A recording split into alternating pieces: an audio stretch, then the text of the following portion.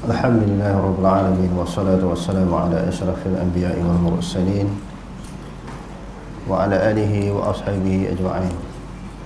Allahumma rabbi shrah li sadri wa yassir li amri wa hlul 'uqdatam min lisani yafqahu qawli. Wa la hawla wa la quwwata illa billahil 'aliyyil 'azim. Allahumma la sahla illa ma ja'altahu sahla wa anta taj'alul huzna in syi'ta sahla. Rabbi yassir wa la tu'assir wa atmim bil khair. Amma ba'd. Kemudahan menghafaz bagi orang yang diinginkan Allah Subhanahu wa taala untuk mempelajari. Firman Allah Subhanahu wa taala, "Wa laqad yassarna al-Qur'ana lidzikri fahal min muddakir."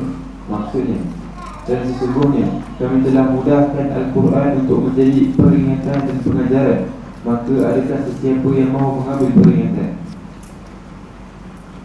Jadi kita tengok yang ke seterusnya, kemudahan menghafal bagi orang-orang yang ingin, orang yang diinginkan Allah untuk mempelajarinya.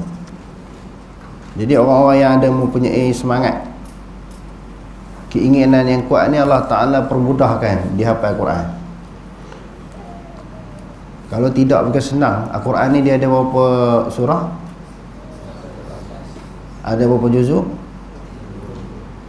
Ada berapa ayat? Ada 6,000 ayat lebih. Kalau nak ikut-ikut dari sudut logik akal, boleh hafal Al-Quran ni. Ikut logik akal kita lah, yang cetek ni agak boleh hafal tak? Tak boleh hafal. Ribu-ribu, ada 6,000 ayat lebih. Nak hafal ayat-ayat lazim pun banyak orang tak ingat. Tetapi sesiapa yang diberi kemudahan oleh Allah Subhanahu wa taala ni, yang mempunyai semangat yang kuat, keazaman yang tinggi, dia boleh hafal sebuah Quran. Sebab tu di zaman Nabi SAW, Quran itu tidak lengkap dibukukan sebagaimana yang ada di zaman kita sekarang ni. Sebahagian surah ada di rumah sekian, surah yang lain ada di rumah si fulan, surah yang lain ada di rumah si anu. Mereka tulis dari atas pelepah-pelepah tamar, atas kulit-kulit unta yang telah dikeringkan. Macam mana hebat orang dulu. Dia memang banyak letak di sini. Kita ni sekarang ni Quran ni beribu juta. Sebuah-sebuah rumah pun lebih daripada juta. Sebuah-sebuah rumah pun ada 2-3 naskah, 4-10. Jadi di antara kaedah cara Allah Subhanahu wa taala, dia nak bagi bahawa agama Islam ini terjaga sehingga kiamat, dijadikan penganut-penganutnya, iaitu penganut agama Islam ni, dia mampu menghafal Quran. Ayat-ayat yang lepas dah kita baca, Allah Ta'ala memberi jaminan, inna nahnu nazzalna zikra wa inna lahu lahafizun. Sesungguhnya kami yang menurunkan Quran, kamilah yang bertanggungjawab memeliharanya, menjaganya, mengawasinya sehingga hari kiamat. Tak boleh nak ditukar, ditokok tambah. Bukan sahaja di sudut cetakan dan di sudut hafalan, lekat di dalam pemikiran manusia, lekat di dalam hati manusia. Jadi sebahagian daripada mukjizat Al-Quran ini, Allah Subhanahu wa taala permudahkan bagi orang yang sungguh untuk menghafal Al-Quran. Boleh dikatakan golongan yang disebut sebagai para alim ulama, khususnya imam yang 4, imam-imam hadisnya, semua hafal Al-Quran. Semua mereka hafiz Al-Quran. Sebab itu bukan menjadi suatu kehebatan sangat, menjadi kebiasaan je para ulama ni dia hafal 30 juzuk Al-Quran. Sebab itu orang yang menghafal Al-Quran dia tak panggil hafiz, hafizul Quran, dipanggil hamilul Quran. Hafiz ni hadis. Di samping dia hafal, dia memahami seluruh ajaran yang ada dalam Quran, dan dia mengamalkan seluruh ajaran yang ada dalam Quran. Sebab itu dipanggil hamilul Quran, orang yang menanggung Al-Quran, orang yang membawa Al-Quran, membawa isi yang terkandung dalam Al-Quran, bukan dari sudut ingatan saja. Hafiz ni, kalau para ulama dulu, macam orang hafal hadis, hafizul hadis, hafal hadis ratus-ratus ribu baru dipanggil hafiz. Quran dia tak panggil hafiz. Quran dia jadi biasa bagi para alim ulama. Okey, terus Al-Quran mudah dihafaz baik oleh kanak-kanak maupun orang dewasa. Sebab tu kita tak pelik ada orang yang 8 tahun dah habis Quran, 9 tahun hafiz Quran, 10 tahun hafiz Quran. Okey, terus. lelaki maupun wanita dalam tempoh yang singkat berbanding dengan menghafaz benda-benda lain. Kitab-kitab umat lain tidak dihafaz oleh para penggantinya sebagaimana yang berlaku kepada Al-Quran Al-Karim. Setiap zaman dia dihafaz oleh ratusan ribu orang Islam. Kerana itu Al-Quran itu dipindahkan oleh sejumlah besar orang daripada generasi demi generasi. Mereka bukan sahaja menghafaz, bahkan juga mengelokkan bacaan dan juga mengajarnya kepada murid-murid dan para pengikut mereka. Okey, terus. Mempunyai kaitan dengan ilmu-ilmu antropologi, sosiologi, biologi dan lain-lain. Boleh dikatakan tidak ada satu bukti saintifik yang berjaya dicapai oleh akal fikiran manusia, melainkan asasnya terdapat dalam Alkitab dan As-Sunnah, baik secara tersirat maupun tersurat. Misalnya dalam Al-Quran, sebagaimana yang kita ketahui, bila kita membaca, kita mengkaji, menyelidiki isi yang terkandung dalam Al-Quran ni, ilmu dalam Al-Quran, maklumat dalam Al-Quran ni cukup banyak. Sebab tu saya selalu ulang, bila nak dapat ilmu, nak mendalami ilmu, kita kaji Al-Quran di samping buku-buku yang lain. Bukan kata tak boleh baca buku, tak boleh baca kitab-kitab yang lain. Perlu, penting. Tetapi asasnya mesti Al-Quran. Sebab di antara ilmu dan maklumat yang diperolehi dalam Al-Quran ni, dia cerita tentang, yang pertamanya di antaranya tentang kejadian manusia. Asal kejadian manusia daripada apa? Daripada tanah. Peringkat yang berikutnya daripada air mani, disebut dalam Al-Quran. Tentang fi'il perangai manusia, tentang kehidupan masyarakat yang terdahulu, keadaan orang dulu-dulu, fi'il perangai mereka, bagaimana cara mereka mendirikan negara, membuat pembangunan, fi'il perangai orang-orang Arab, bagaimana adat resam sesuatu kaum, sesuatu bangsa, disebut dalam Quran. Di antaranya kalau kita tengok di dalam ayat suratul Quraisy, li'ila fi Quraisy, kerana kebiasaannya bagi orang-orang Quraisy, bangsa Arab yang berada di zaman Nabi SAW. Bahkan Nabi SAW sendiri adalah berbangsa Arab Quraisy. Ila fihim rihlatash syita'i was-saif, kebiasaan mereka rihlah, musim sejuk pergi satu tempat, satu negara, satu negeri, musim panas pergi tempat lain pula.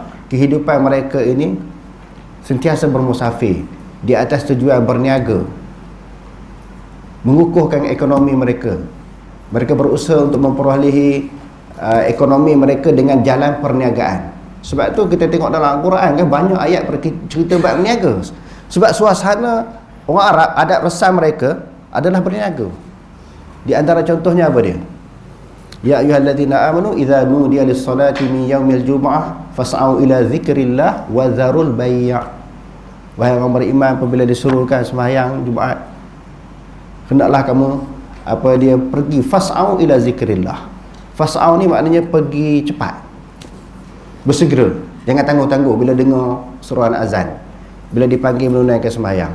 Wa dzarul bai', tinggal jual beli. Menunjukkan di zaman Nabi SAW hari Jumaat dia tak cuti, niaga juga, bekerja. Nampak?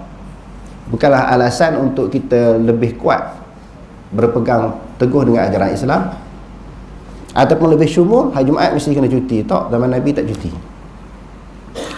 Jadi terkenal dengan ahli perniagaan. Rijalun la tulhihim tijaratun wala bai'un an zikrillah. Allah Ta'ala kata, ini satu pujian, suatu pengiktirafan orang-orang yang baik, lelaki-lelaki yang tidak melalaikan mereka perniagaan mereka, jual beli mereka daripada mengingati Allah. Allah Ta'ala sebut jual beli. Adat resam Arab pada ketika itu memang sumber ekonomi mereka berniaga.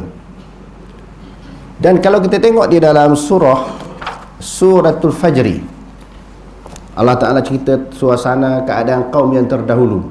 Seperti apa? Qaum Ad. Alam tara kaifa fa'ala rabbuka bi'ad.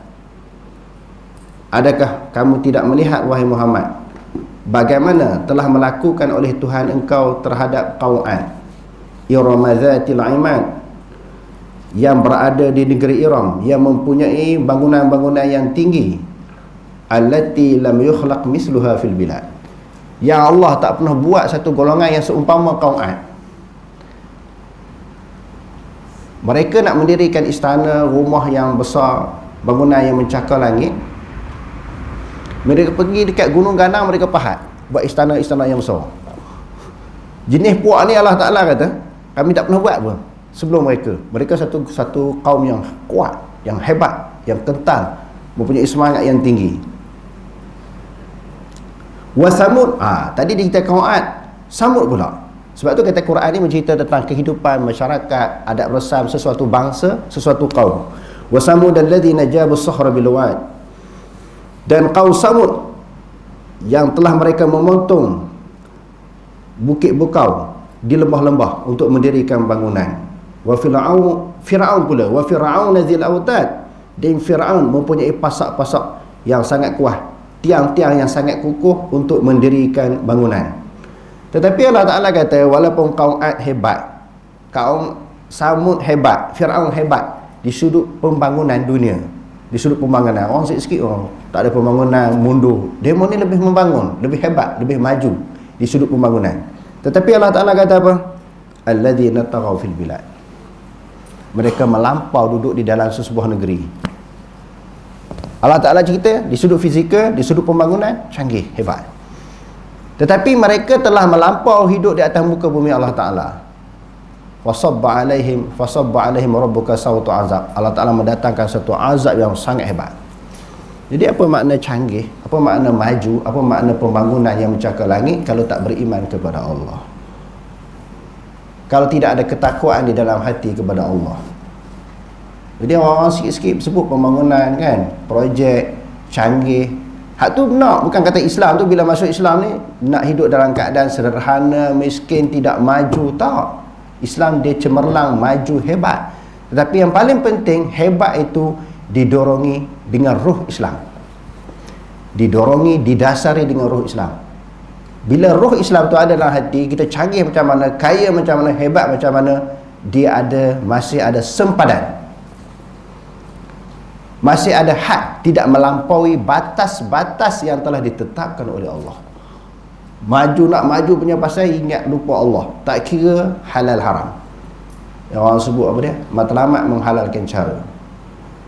Apa cara pun boleh, perlu, mesti dilakukan untuk mencapai sesuatu matlamat. Ini satu perkara yang sangat bahaya. Okey, terus. Misalnya firman Allah Subhanahu wa taala, "Wa laqad khalaqnal insana min sulalatin min tin, thumma ja'alnahu nutfatan fi qararin makin, thumma khalaqnal nutfata 'alaqatan, fa khalaqnal 'alaqata mudghatan, fa khalaqnal mudghata 'idhaman, فكسونا العظام لحما ثم أنشأناه خلقا آخر فتبارك الله أحسن الخالقين." وَلَقَدْ خَلَقْنَا الْإِنسَانَ. Sesungguhnya kami telah menjadi oleh kami akan manusia. Telah menjadi oleh kami di situ adalah Allah Subhanahu wa taala akan manusia min sulalatin, daripada pati, min tin, pati tanah. Jadi kalau kita tengok dalam kitab-kitab tafsir, sebab tu kita sebut tadi asal kejadian manusia daripada tanah, iaitu Nabi Adam alaihissalam. Bila ada orang-orang Bani Israel yang terdiri daripada golongan Nasrani, mereka pelik tentang kejadian dan wujudnya Nabi Isa alaihissalam. Macam mana Nabi Isa boleh hidup, boleh wujud atas dunia sedangkan dia tidak ada ayah? Mereka seheran. Semua kerja Allah Ta'ala tak ada heran. Wa idza arada syai'an ay yaqula lahu kun fayakun. Bila Allah Ta'ala nak buat, Allah Ta'ala kata jadi. Inna Allah ala kulli syai'in qadir. Sesungguhnya Allah Ta'ala di atas sesuatu itu maha berkuasa. Bukan sahaja berkuasa, maha. Maha ni hebat. Qadir isim sirah mubalaghah, sangat-sangat berkuasa. Tidak ada halangan bagi Allah. Jadi apa nak pelik? Lalu Allah Ta'ala jawab dalam Quran, inna mathala Isa 'inda Allahi kamathali Adam khalaqahu min turabin summa qala lahu kun fayakun. Kalau kata kejadian Nabi Isa tu pelik, aneh, ajaib, orang tak boleh terima dari sudut akal kerana tak ada ayah, Allah jawab, Allah kata, Allah bagi tahu kejadian Adam lebih dahsyat, teramat-amat dahsyat, lebih hairan, lebih mengagumkan. Bukan kata tak ada ayah, ibu pun tak ada, ayah tak ada, ibu pun tak ada, boleh bagi jadi. Jadi tu macam mana? Daripada beberapa bentuk jenis tanah.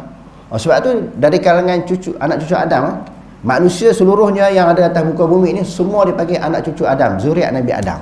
Asal Nabi Adam. Sebab tu warna kulit manusia berbeza. Ada yang putih, hitam, kelabu, asap, apa merah kan, putih kemerahan, semua macam-macam. Ada mengaji kan kita, pelajar-pelajar pun macam-macam jenis warna kan. Tuturan bahasa pun berbeza. Sebab bentuk asas kejadian Nabi Adam tu macam tu. Diambil berbagai-bagai jenis tanah. Tapi kita kena ingat, Allah Ta'ala bagi tahu warna kulit ke, tuturan bahasa ke, di sudut Allah Ta'ala tak ada yang mulia. Dia putih di macam satu dia mulia, kurang putih kurang mulia, tak. Gelap tak mulia langsung, tak.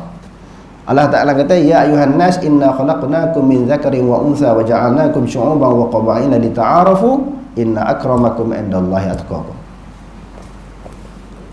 Wahai manusia, kami menjadikan kamu daripada lelaki dan perempuan, berpuak-puak berbangsa-bangsa. Macam orang Arab, puak dia, kabilah dia. Orang Melayu pun ada banjo, ada apa dia, mendeleng, ada petani. Hab cakap ni dia petani, keturunan petani, sama dengan Ustaz Mat. Dia ada apa dia lagi, Minang, Kerinci. Saya sendiri pun jenis kumpulan-kumpulan kabilah-kabilah Melayu pun tak dapat nak ingat, nak faham seluruhnya. Tapi ala pelihat orang Arab macam tu, semua bangsa macam tu. Semua Allah Ta'ala jadikan. Tuturan bahasa, warna kulit berbangsa-bangsa. Tapi Allah membuat kesimpulan, semua tu sama je. Kamu tutur bahasa apa, kulit apa, kamu duduk dalam bangsa apa, sama je. Yang mulia di sisi Allah, inna akramakum indallahi atqakum. Siapa yang paling takut kepada Allah? Siapa yang paling bertakwa kepada Allah? Siapa yang paling beriman kepada Allah? Hak tu paling mulia. Itu maknanya kesimpulan yang Allah Ta'ala sebut. Daripada pati tanah, summa ja'alnahu. Dan peringkat yang kedua, selepas Adam, kami jadikan akan manusia itu nutfatan, setitik air mani. Air mani ni banyak Allah Ta'ala, hak setitik tu yang jadi benih tu. Fi qararin makin, disimpan air mani itu di tempat yang sangat kukuh, iaitu rahim ibu. Dahsyat kejadian kita ni bila kita baca, dahsyat. Dahsyat siapa? Dahsyat Allah tu bagi jadi kita tu. Asal-asal kita ni semua hina semua daripada air mani. Summa khalaqnal nutfata. Kemudian daripada darah nutfah itu jadi alaqah, seketul darah. Fa khalaqnal alaqah mudghatan. Daripada darah jadi seketul daging. Nak lebih faham, tengok Matan Arba'in, hadis 40, asas-asas kejadian manusia. Macam ni lah cerita asas-asas kita tu macam mana kan. Lepas tu fa khalaqnal mudghah, daripada daging itu izama, Allah Ta'ala jadi tulang. Semua orang ada tulang kan? Manusia mesti ada tulang. Lepas Allah Ta'ala jadi tulang tu, fakasawna, kami balut ala izama, akan tulang lahma. Tulang kita ni dibalut dengan daging. Kalau tulang saja tak jadi manusia. Kalau tulang saja tak jadi manusia. Kami, Allah Ta'ala kata, balut tulang itu dengan daging. Summa ansha'nahu, kemudian kami jadikan khalqan akhar. Maknanya makhluk. Khalqan akhar ni manusia yang sempurna. Itu terjam pertama. Yang keduanya, khalqan akhar, makhluk yang lain. Maksudnya, setelah Allah Ta'ala selimutkan apa tadi, tulang dengan daging, dijadikanlah manusia itu secara sempurna. Sempurna. Jadikan mata, tangan, kaki, anggota, seluruh anggota manusia. Fatabarakallah, maha suci Allah, maha berkat Allah, maha suci Allah, ahsanul khaliqin, sebaik-baik kejadian. Tak ada orang boleh buat baik macam Allah Ta'ala. Kalau binatang dibuat macam ni, serangga macam ni, manusia macam ni, sebaik-baik kejadian. Bumi macam ni, langit macam ni, pokok kayu macam ni, semua ada beza. Nak tunjukkan apa? Maha suci, maha agung, maha hebatnya Allah Subhanahu Wa Ta'ala.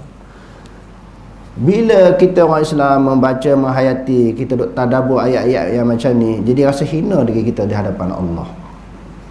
Kemuncak Ubudiyah kita, maknanya apa ubudiyah? Perhambaan kita kepada Allah rasa koman, rasa hina, rasa leceh lah kita dengan Allah. Tapi bila duk rasa gong lagi, duk rasa hebat lagi, riak, takbur, sombong, dia tak tahu asal kejadian.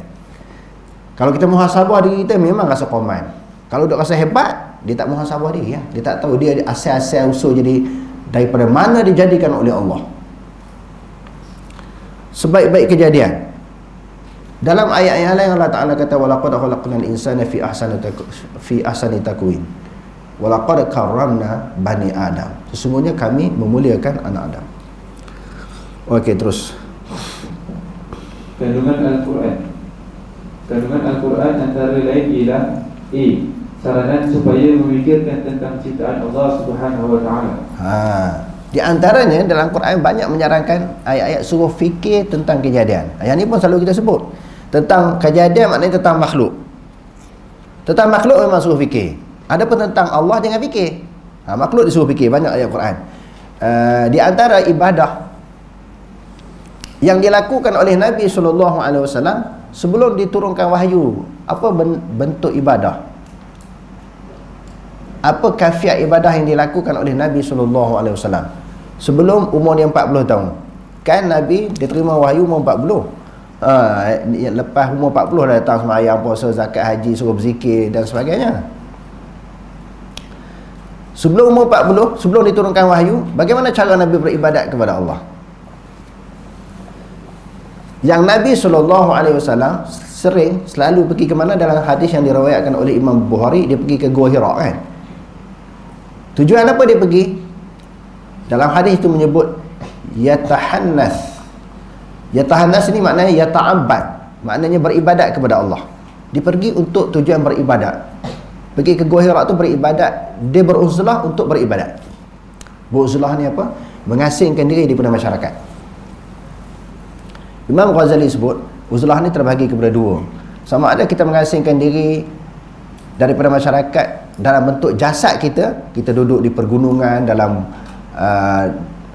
dalam gua, mengasingkan diri daripada orang, duduk seorang-seorang berzikir, beribadat kepada Allah. Itu satu bentuk. Tak bercampur dengan orang lah, tak bermasyarakat dengan orang. Sebab apa?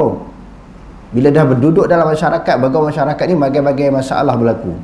Takut kita, hati kita tak kuat, kita terpedaya, terpengaruh, dapat ditarik dengan kerosakan masyarakat, kita takut terjebak sekali. Jadi sebahagian daripada orang, dia bertindak mengasingkan diri daripada masyarakat. Uzlah yang kedua, duduk dalam masyarakat tetapi hati kita sentiasa ingat Allah. Duduk ramai-ramai, duduk masyarakat, bergaul dengan orang, tetapi hati sentiasa tidak lalai daripada mengingati Allah. Jadi kembali kepada apa yang berlaku kepada Nabi SAW. Nabi pergi Gua Hira ni apa bentuk ibadat? Sebab wahyu tak turun lagi. Jadi para ulama menyebut berfikir. Pendapat yang pertama kata dia beribadat mengikut syariat Nabi dulu. Pendapat yang kedua kata berfikir tentang kejadian Allah. Sebab dalam Al-Quran sendiri, salah satu arahan, perintah dan saranan Quran banyak berfikir tentang kejadian Allah. Apa pentingnya? Kita fikir tentang langit, bumi, matahari, bintang, hujan, rumput rampai, binatang. Seluruh yang dijadikan oleh Allah Ta'ala disuruh kita fikir. Sebab apa? Kesan daripada kita fikir dan kita kaji, nampak kebesaran Allah, nampak hebatnya Allah Ta'ala.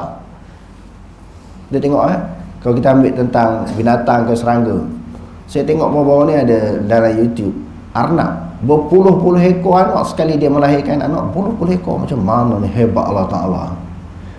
Orang, seorang, dua orang. Kawan kita ada 2 orang kembar, 2 orang lah, paling tinggi 3 orang, 10 tak ada, tapi binatang ada. Lipan, berapa kaki? 40 lah. Macam ular, macam mana lipan, kaki lipan, ular macam mana, macam mana pergerakan dia, kaki tak nampak. Bila kita fikir kenapa lah orang, makhluk ni Allah Ta'ala jadi macam ni, makhluk ni jadi macam ni, di situ sudah cukup untuk menguatkan iman kita kepada Allah, untuk merasakan di dalam hati kita komen hina kita di hadapan Allah Ta'ala yang mampu membuat semua jenis benda-benda pelik. Tak usah kira langit bumi tu lagi hebat lah. Hak benda-benda di atas bumi pun tak terfikir kita, tak terjangkau dengan pemikiran kita. Bila nampak Allah Ta'ala hebat, baru nampak yang kita sebutkan tadi sebagai ubudiyah. Kita ni jadi betul-betul hamba. Sebab itu kita tengok dalam Al-Quran, Allah Subhanahu Wa Taala beberapa tempat, beberapa ayat, beberapa surah dalam Al-Quran mengiktiraf Rasulullah SAW sebagai hamba dia. Semua manusia yang beriman teringin nak menjadi hamba Allah, tetapi belum tentu Allah Ta'ala tak iktiraf, kerana ciri-ciri, sifat-sifat sebagai hamba belum penuh, belum cukup, belum lengkap. Adapun Nabi lengkap, sempurna ciri-ciri sebagai seseorang hamba Allah. Allah Ta'ala sebut dalam Quran, Subhanalladzi asra bi'abdihi laylan minal masjidil harami ilal masjidil aqsa alladzi barakna hawlahu linuriyahu min ayatina innahu huwas samiul basir. Maha suci Allah yang telah memperjalankan hambanya. Allah Ta'ala iktiraf Nabi hamba dia. Sebab ciri-ciri sebagai seorang hamba itu telah berada kepada Nabi, telah dimiliki oleh Nabi SAW. Dalam hadis yang selalu kita baca, bila Rasulullah qiyam mulai tu berdiri lama sampai pecah kaki dia kan, lalu Aisyah tanya dia, kenapa Rasulullah ini semayang ibadat terlalu lama? Laqad ghufirta ma taqaddama min zambika wa ma ta'akhkhar. Sesungguhnya dosa kamu yang lalu Allah Ta'ala ampun, yang akan datang Allah Ta'ala ampun. Kenapa duk sungguh sangat puluh sangat buat ibadat? Nabi kata, afala akunu abdan syakura, adakah tidak aku nak jadikan diri aku ini sebagai seorang hamba yang bersyukur. Allah Ta'ala iktiraf kerana kesungguhan Nabi SAW menjadi hamba. Kita ni tak apa bersungguh berusaha nak jadi hamba, tak betul-betul bersungguh berusaha untuk menjadi hamba Allah Ta'ala yang beriman kepada Allah, dengan mematuhi suruhan Allah, meninggalkan larangan-larangan Allah. Jadi Nabi Muhammad SAW dia pergi ke Gua Hira untuk tafakur, berfikir tentang kejadian-kejadian Allah. Okey, terus. Al-Quran mengandungi saranan supaya manusia memikirkan kejadian Allah Subhanahu Wa Taala di langit dan di bumi, untuk mendapat bukti kewujudan dan kekuasaan Allah Subhanahu Wa Taala, serta untuk mengenal segala sifat-sifat Allah Subhanahu Wa Taala. Saranan-saranan itu terdapat dalam Al-Quran, seperti dalam firman Allah Subhanahu Wa Taala, Inna fis samawati wal ardi laayatin lil mu'minin wa fi khalqikum wa ma yabuthu min dabbatin ayatun liqaumin yuqinun wa ikhtilafil layli wan nahari wa ma anzala Allahu minas samaa'i min rizqin fa ahya bihi al-ardha ba'da mawtiha wa tasrifir riyahi ayatun liqaumin ya'qilun tilka ayatullahi nasluha 'alayka bil haqq fa bi ayyi hadithin ba'da Allahi wa ayatihi yu'minun. Sesungguhnya pada langit dan bumi, di sini disebut pada langit dan bumi, di dalam ayat yang lain inna fi khalqis samawati wal ard, sesungguhnya pada kejadian langit dan bumi. Ni Allah Ta'ala suruh fikir ni. La ayatil lil mu'minin, adalah tanda-tanda kebesaran Allah Ta'ala bagi orang beriman. Kalau tak beriman, tengok hebat macam mana pun dia tak akan ambil pengajaran. Dia tak nampak Allah Ta'ala tu hebat. Orang kafir tengok kejadian Allah Ta'ala, tak terasa, tak tersentuh, tak terdetik dalam hati, tak ada kesan. Sebab tu Allah Ta'ala kata yang akan mengambil pengajaran di sini adalah orang yang beriman, orang yang yakin kepada Allah Subhanahu Wa Ta'ala. Wa fi khalqikum, dan tentang kejadian kamu, wa ma yabuthu, dan sesuatu yang Allah Ta'ala membiak. Membiak jenis binatang-binatang yang dibiakkan oleh Allah Subhanahu Wa Ta'ala, dibanyakkan oleh Allah Ta'ala. Min dabatin, daripada binatang. Dabah ini, min dabatin, binatang-binatang yang melata atas muka bumi ini. Berapa banyak anak yang dilahirkan oleh binatang-binatang. Lalu Allah Ta'ala sebut lagi, ayatul liqaumi yuqinun, adalah tanda-tanda kebesaran Allah bagi kaum yang yakin tentang hebatnya Allah. Tadi dia kata tanda bagi orang beriman, dan orang beriman juga adalah orang yang yakin. Ciri orang yang beriman adalah yakin terhadap kekuasaan Allah Subhanahu Wa Ta'ala. Lalu Allah Ta'ala sebut apa lagi? Waqtilafil laili wan nahar, perselisihan malam dan siang. Tadi siang, sekarang ni malam pula, besok siang pula. Silih berganti siang malam tu siapa bagi jadi? Manusia buat ke? Allah Ta'ala yang buat. Wa ma anzalallahu minas sama', dan sesuatu yang telah menurun oleh Allah Ta'ala daripada langit. Allah Ta'ala turun apa daripada langit? Hujan, min rizkin, daripada rezeki. Hujan itu membawa rezeki, sebab sumber minuman kepada manusia, boleh menjadi sumber minuman kepada manusia, tanaman, dan boleh disiram akan pokok-pokok yang ditanam untuk menyuburkan tanam-tanaman. Tanam-tanaman itulah rezeki kepada manusia. Rezeki kepada manusia. Kalau Allah Ta'ala tak turun hujan, boleh tumbuh sayur-sayuran, buah-buahan, pokok kayu boleh tumbuh tak? Hujan tak turun, tak boleh. Disuburkan dengan diturunkan hujan. Fa ahya bil ard, daripada air hujan itu kata Allah menghidupkan bumi Allah. Bumi ini menjadi subur. Boleh kita tanam tanaman kerana adanya air hujan. Ba'da mautiha, selepas matinya. Maknanya hadirin sekalian, bumi ini kalau tidak disirami oleh air hujan, maka dia mati. Mati tak boleh hidup tanaman. Tanam pun dia tak boleh hidup. Dia mati. Setelah dia mati, dihidupkan oleh Allah Ta'ala. Wa tasrifir riyah, memperjalankan angin. Angin bila yang bertiup, diperjalankan oleh Allah Subhanahu wa Ta'ala. Ayatul liqaumi yaqilun, adalah tanda-tanda kebesaran Allah Ta'ala bagi orang yang berfikir. Yaqilun, orang yang ada akal, maknanya orang yang berfikir. Tilka ayatullah, Allah Ta'ala kata yang demikian itu adalah ayat-ayat Allah. Ayat ni maknanya apa? Tanda-tanda kebesaran Allah.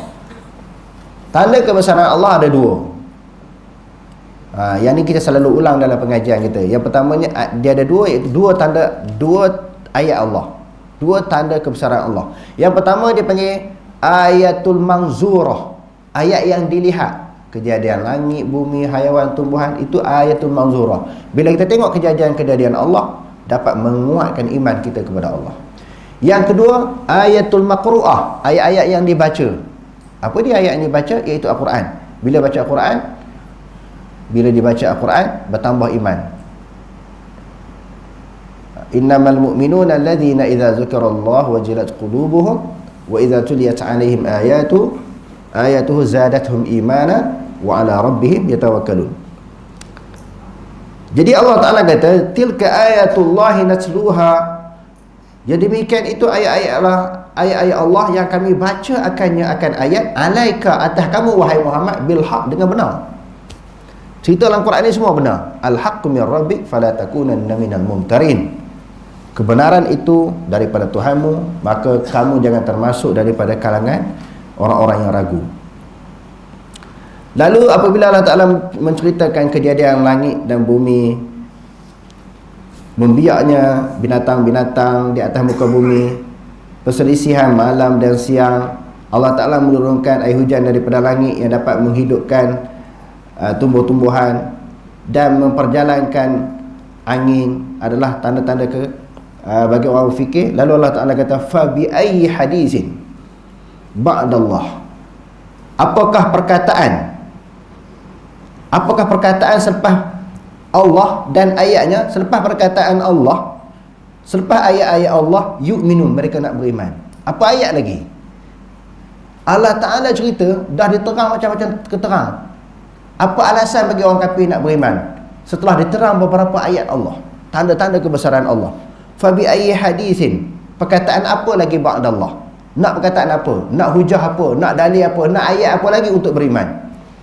Wa ayatihi, dan ayat-ayatnya, yu'minu, mereka beriman.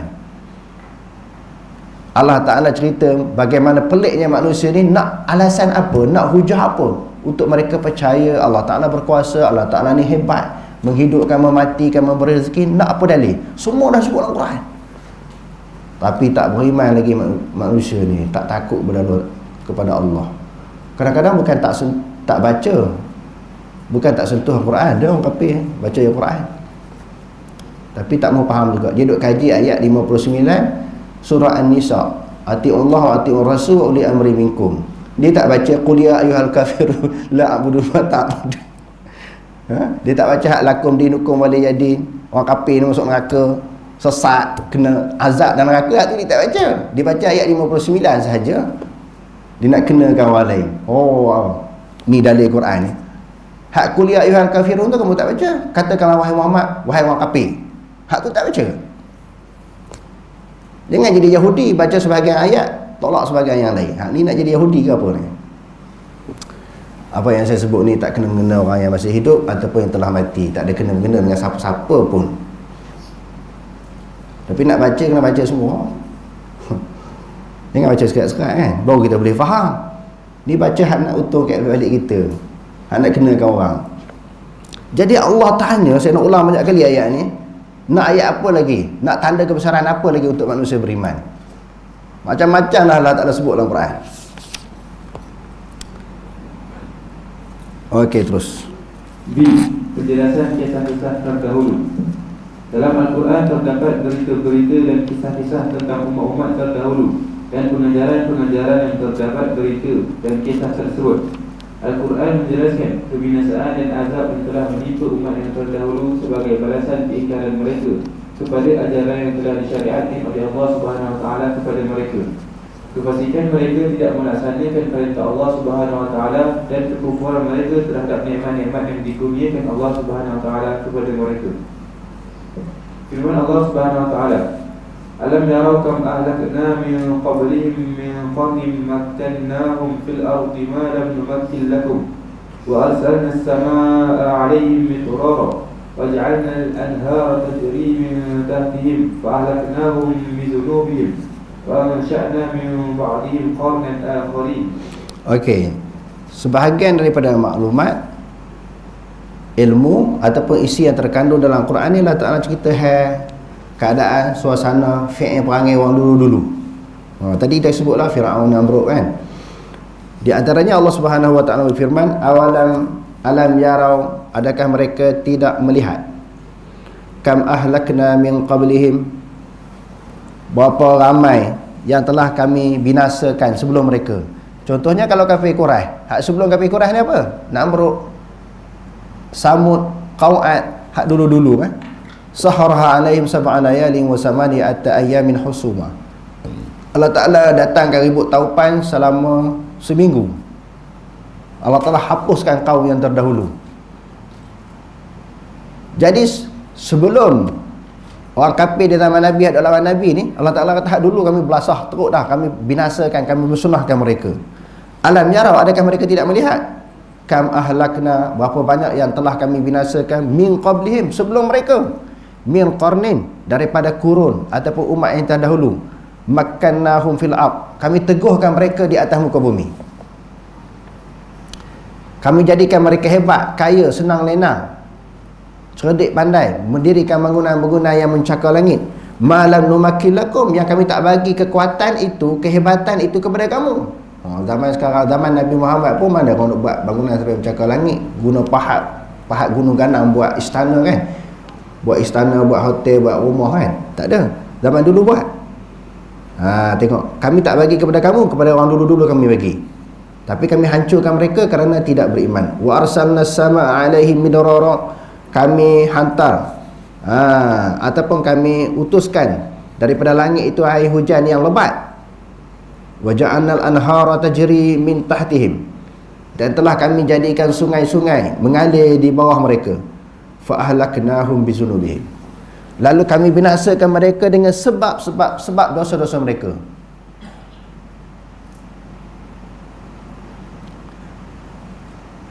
Sebahagian daripada bencana alam yang berlaku selain daripada ujian, dia adalah kerana maksiat. Allah Ta'ala sebut banyak tempat dalam Quran, saya duk perhati tengok, kadang-kadang musibah, bencana, malapetaka ni, di antara sebab berlakunya bencana tersebut kerana maksiat, kerana dosa yang dilakukan oleh manusia. Tengok ayat ni kata fa'alaknahum bizunubihim. Dalam ayat yang lain, wattaqu fitnatan la tusibanna allazina zalamu minkum khassah wa'lamu annallaha syadidul iqab. Takutlah kamu suatu musibah yang akan didatangkan oleh Allah, bukan sahaja orang yang melakukan kezaliman ataupun orang yang buat maksiat. Allah Ta'ala rangkum semua sekali. Kadang-kadang Allah Ta'ala nak kenakan, nak timpakan azab, musibah kepada orang yang zalim, orang yang jahat, orang yang buat maksiat. Orang yang beriman pun kena. Sebab apa? Kenapa orang beriman tak halang, tak tegur dia mau buat maksiat? Ni orang kata kubur masing-masing kan, lantak dia mau buat, dia mau tanggung lah. Orang tak boleh, dalam Islam tak boleh macam tu. Sebab tu dalam Quran kata wal takum minkum ummatun yad'una ilal khair wa ya'muruna bil ma'ruf wa yanhauna 'anil munkar. Kena ada kumpulan orang yang cegah kemungkaran, ajak orang buat baik, cegah kemungkaran. Man ra'a minkum munkaran fayughayyirhu. Nabi SAW bersabda, siapa-siapa yang melihat kemungkaran dia kena ubah. Dia tak boleh berdiam diri. Sikap orang Islam dia kena menentang kemungkaran. Kalau tidak, kita mengundang bala daripada Allah. Bukan kita buat, orang buat. Ya, kenapa kamu tengok saja? Allah Ta'ala kata, kami telah binasa akan mereka dengan dosa-dosa mereka. Wa ansha'na min ba'dihim qarnan akharin. Kami telah hidupkan, jadikan selepas mereka generasi yang lain. Dah mati tu, generasi itu habis langsung. Allah Ta'ala pelingkuk semua, benih pun tak tinggal. Mana ada kaum zuriat kaum Ad, kaum Samud zaman kita sekarang, habis langsung, habis licin. Allah Ta'ala lahirkan, wujudkan generasi lain pula. Generasi lain tu pula buat maksiat kemungkaran. Allah Ta'ala utus kat pula seorang Nabi. Sebab Allah Ta'ala sebut dalam Al-Quran, walaqad ba'asna fi kulli ummatin rasulan an ya'budullaha wajtanibut taghut. Demi sesungguhnya kami membangkitkan setiap umat itu akan seorang rasul. Tak sunyi daripada rasul, supaya manusia tak boleh bagi alasan, kami tak beriman, kami tak kenal Allah, kerana tak ada orang yang nak menyampaikan kepada kami. Tak, Allah Ta'ala bagi setiap umat akan rasul, mengajak manusia supaya mengabdikan diri kepada Allah dan menjauhkan diri daripada taghut. Wallahu a'lam. Aqulu qawli hadza wa astaghfirullahal azim wa lakum. Wassalamu alaikum warahmatullahi taala wabarakatuh.